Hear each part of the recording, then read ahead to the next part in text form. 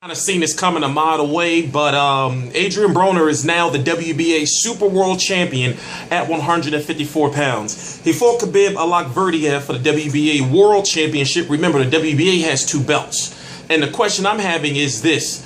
Adrien Broner has already told us at the post-fight interview against Allakhverdiev that he was going to fight whoever he wanted. Well, it's not that simple, and the 140-pound rankings for the WBA is pretty deep. But the question I'm asking myself is, how did Jose Benavidez, a top-ranked fighter, get skipped over and not elevated to world champion or super world champion when he beat Mauricio Herrera, even though controversially, for the WBA world champion at 140 pounds?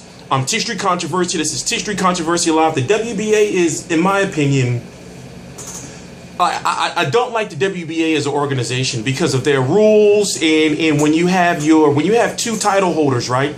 They have the WBA Super World Champion and the WBA World Champion, but the WBA World Champion is not the Super World's mandatory. But then you have an interim champion, and it's like, who's the mandatory? Who's the interim champion's mandatory? So people are saying, well, the WBA is going to order Adrien Broner versus Jose Benavidez. Not so. I had an interview with Keith Thurman I have to keep referring to, where he talked about the WBA rules are when you're the WBA Super World Champion, you don't have any mandatories. You know, you're sitting up on a cloud, you know, as he said, and you're your own champion. So therefore, there's no way in the future that we can see Adrien Broner, now that he's the Super World recognized champion at 140 pounds. He's got Danny Garcia's old belt. Remember, Danny Garcia's fighting at 147. So he's got Danny Garcia's belt. And we won't see him fighting Jose Benavidez. Now, you got Amir Imam, who's ranked like number 2 or 3 by the WBA. But he's going after the WBC title shot, where he's going to likely be fighting Victor Postol. Victor Postol has 1 mandatory. Then you have Michele DiRocco, I believe his name is. He's fighting Jose Benavidez for the vacant WBA World title on December the 12th. Like, the whole WBA situation is crazy. And looking at the WBA rankings, I'm trying to figure out who is Adrien Broner going to fight next. Now, also ranked in the WBA is Ruslan Provodnikov. But honestly, ladies and gentlemen, honestly, do we really think that Adrien Broner, after the loss to Shawn Porter, you know, just when, like, he lost to Shawn Porter, went back down to 140, and now he's got a title, and now he's a Super World Champion. Do you really see him taking on tough competition? Now, we know that he has to fight somebody in the top 15 of the WBA. Hold on, let me read some names for you. By the way, please subscribe. I'm T Street Controversy. This is T Street Controversy Live.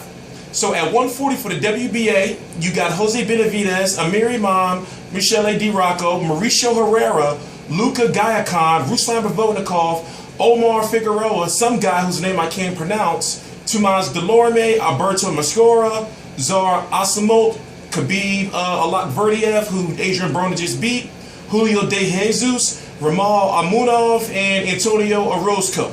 Now, when it comes to Adrien Broner's next opponent, when you hear those names that let me see, what's his name?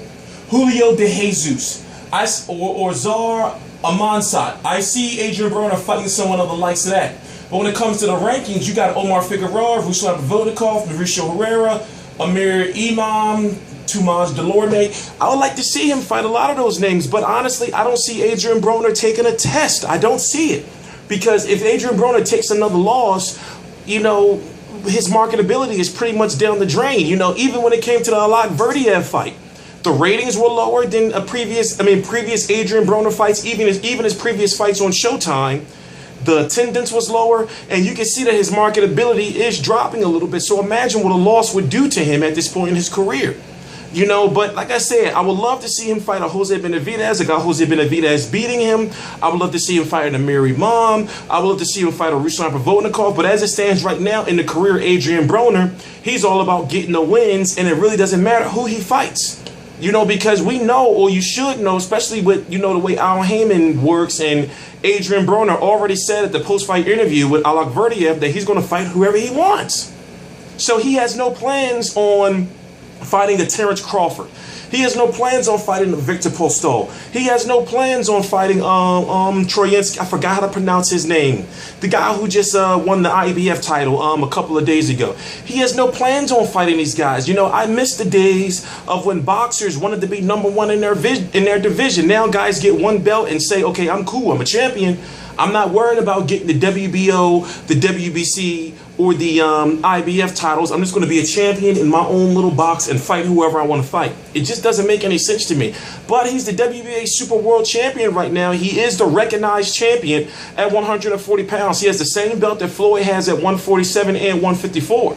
So, you know, here he is, recognized 4-division world champion. And like I said, it's a shame that, you know, like, I don't see big fights out there for Adrien Broner. Now, he is he is training again. I saw on his Instagram that he said the date's going to be coming up soon. I'm imagining that he's probably going to be fighting in maybe January or February against who? Like I said, one of them names that you probably never heard of before. You know, the names that I just mentioned, not the big names that he should be fighting in the division.